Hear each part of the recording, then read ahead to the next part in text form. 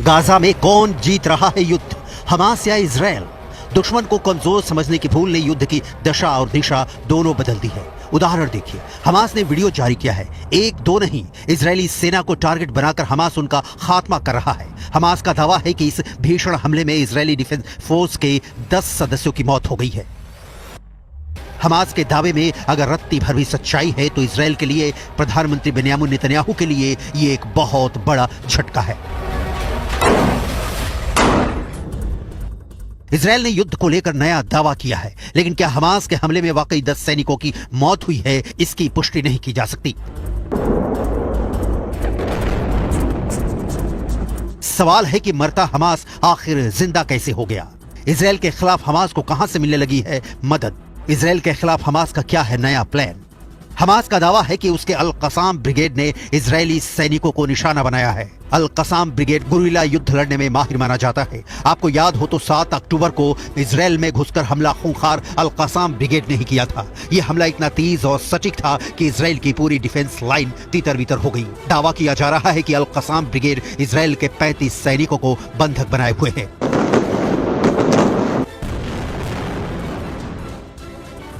अल कसाम brigade Hamas की सबसे खूंखार मिलिट्री यूनिट है। इस यूनिट में शामिल आतंकवादियों की तुलना आईसिस की क्रूरता से की जाती है। मोहम्मद दैफ, जिसे इजरायली सेना ने मारने का दावा किया है, ब्रिगेड का प्रमुख था। यह गाजा पट्टी के भीतर संचालित होने वाला सबसे बड़ा और सबसे ज्यादा हथियारबंद आतंकवादी समूह है। हमास के लड़ाकों की ताकत का अंदाजा आप इसी बात से लगा सकते हैं कि 7 अक्टूबर से अब तक, जब महीना ही नहीं साल बदलने जा रहा है, इजराइल से गाजा पर कब्जा अब भी दूर है। कब्जे के प्लान में देर की वजह इजराइल कुछ और बता रहा है, लेकिन हमास जिस तरह से दावे कर रहा है वो इजराइल को करारा जवाब दे रहा है, उससे कहानी कुछ और दिखती है। पुतिन जैसे यूक्रेन में फंस गए, क्या नेतन्याहू वैसे ही गाजा में फंस गए हैं? गाजा पट्टी सिर्फ 40 से 45 किलोमीटर लंबी और 6 से 10 किलोमीटर चौड़ी पट्टी है। यहाँ 23 लाख की आबादी रहती थी, इसलिए करीब 20 लाख लोग विस्थापित हो चुके हैं। आपकी स्क्रीन पर ऐसे ही विस्थापित लोगों का वीडियो है। इनकी जिंदगी युद्ध ने कैसे चूल्हे में झोंक दी है, सुनिए। انهدمت دورنا واستشهد ابني وجيت شردنا بالقصف في الليل وجينا هان شردنا من خان يونس لدير البلح لهذه المنطقه الشهداء الاقصى واحنا ما فيش مأوى زي الناس كل ما نروح منطقه بيسلخونا فيها। गाजा में तबाही और मौतों पर पूरी दुनिया इजराइल को सलाह दे चुकी है कि जरा सोच समझ कर, लेकिन इजराइल ने इसकी जगह हमले और बढ़ा दिए। हमास के पास जवाब देने के अलावा कोई चारा नहीं बचा है। मरते मरते हमास इजराइल पर टूट पड़ा है। हालांकि हमास के पास ऐसी कोई शक्ति नहीं दिखती कि वो इजराइल की सेना से सीधा मुकाबला कर सके, लेकिन अपने घर की चौहद्दी उन्हें ठीक से पता है। नतीजा है कि इजरायली सैनिकों को हमास निशाना बनाने में कामयाब हो पा रहा है। हमास ऐसी लड़ाई बहुत दिनों तक नहीं लड़ पाएगा, क्योंकि इजराइल इस वक्त जबरदस्त हमला कर रहा है। يا بتعيشني يا بتخلص عليا وخلص، ما بديش ما اشوفش مأساة ولادي وهو بيقول لي بدي خبزه وانا مش ملاقي اجيب له مصاري. خلص ما ضلش مصاري، اللي كنا محوشين نخلص. امبارح انا رحت شريت نايلون وخشب 500 شيكل وطول الليل وانا واولادي سقعانين فيش لا غطا لا جنبيه ولا حرام ولا حاجه، مقومات حياه ما فيش। विस्थापित लोगों का दर्द लाखों में है, लेकिन इजराइल के प्रधानमंत्री बेन्यामिन नेतन्याहू के पास अपनी जनता को जवाब देने के लिए कुछ भी नहीं है। युद्ध के बीते दिनों के बीच इजराइल को गाजा में अब तक कुछ भी ठोस हासिल नहीं हो सका है। उदाहरण देखिए, अब भी 120 बंधक हमास के कब्जे में है।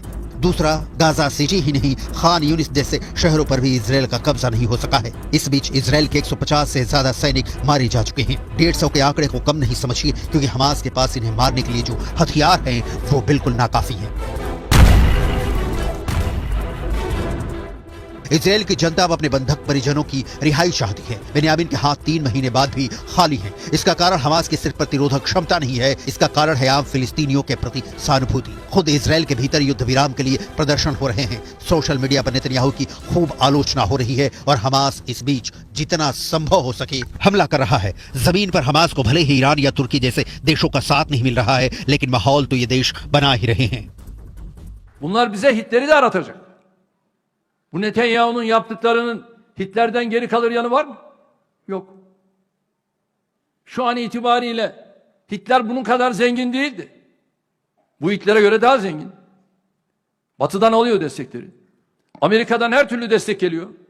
Ve bütün bu desteklerle 20 bini aşkın Gazze'liyi bunlar ne yaptı?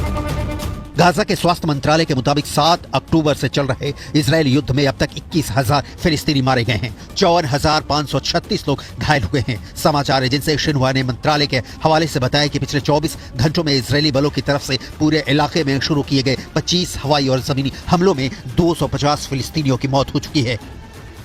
मौतों की तादाद अभी और बढ़ी निश्चित है। इजरायल की तरफ से ऐसा कोई संकेत नहीं दिखता कि वो युद्ध विराम का ऐलान करने के मूड में है।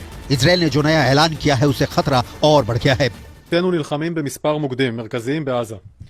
אחד באזור הנקרא אל בורג', זה אזור במחנות המרכז, שם אנחנו ביום השלישי להתקפה, הורגים מחבלים רבים ומחסלים תשתיות טרור. השני זה ח'אן יונס, ח'אן יונס בדרום הרצועה, מוקד טרור מרכזי של החמאס, שם אנחנו הרחבנו את הפעולה, הוספנו היום חטיבה נוספת למרחב הזה, ואנחנו ממשיכים לפעול שם בשימוש בשיטות לחימה חדשות מעל האדמה ומתחתיה. इजरायल की सरकार और वॉर कैबिनेट के मुताबिक गाजा में जंग हमास को पूरी तरह खत्म करने तक चलेगी और इसमें 2 साल लग सकते हैं। कैबिनेट ने इजरायली डिफेंस फोर्स यानी आईडीएफ को बता दिया है कि हमास के मिलिट्री पावर को पूरी तरह खत्म करना है ताकि फ्यूचर में वो कभी भी 7 अक्टूबर जैसे हमलों को अंजाम न दे सके। यह दावा ब्रिटिश अखबार द सन की रिपोर्ट में किया गया है। रिपोर्ट में आगे कहा गया है कि इजरायल ने 7 टारगेट सेलेक्ट किए हैं। इनमें से 6 पर सरकार, इंटेलिजेंस एजेंसियां और आईडीएफ तेजी से काम कर रही हैं। रिपोर्ट में कैबिनेट मीटिंग में हुई चर्चा के हवाले से कहा गया है कि आईडीएफ 2024 मई जून तक हमास के खात्मे से जुड़ा पहला फेज पूरा कर लेगी। इसके बावजूद इस आतंकी संगठन को पूरी तरह नेस्तोनाबूद करने में 2 साल लगेंगे। नेतन्याहू ने ऐलान किया है कि यह जंग हमास के आखिरी आतंकी के खत्म होने तक जारी रहेगी। सवाल है कि हमास के आखिरी आतंकी को इजरायल ढेर करने में कब तक कामयाब हो सकेगा, क्योंकि जमीन पर जो हालात दिख रहे हैं उनमें हमास के लड़ाकों की मौत से ज्यादा आम फिलिस्तीनियों की मौत हो रही है। इजरायल भले ही मानवीय सहायता के नाम पर ट्रकों को जाने की इजाजत देकर फिलिस्तीनियों के खून को अपने हाथ से साफ कर दे, लेकिन ये 16 आने सच है कि इजरायल युद्ध में जितना खून बहा रहा है वो दुनिया के लिए और मुश्किलें पैदा। विश्व स्वास्थ्य संगठन यानी WHO ने गाजा पट्टी में हालात पर चिंता जताई है और ये बेहद गंभीर चिंता जताई गई है। दरअसल WHO का कहना है कि गाजा पट्टी के 36 अस्पतालों में से सिर्फ 15 ही इस वक्त काम कर रहे हैं। अस्पतालों में मेडिकल सप्लाई की किल्लत बेहद चिंताजनक है। WHO के प्रमुख ने युद्धग्रस्त फिलिस्तीनी क्षेत्र में भूख और हताशा का हवाला भी दिया।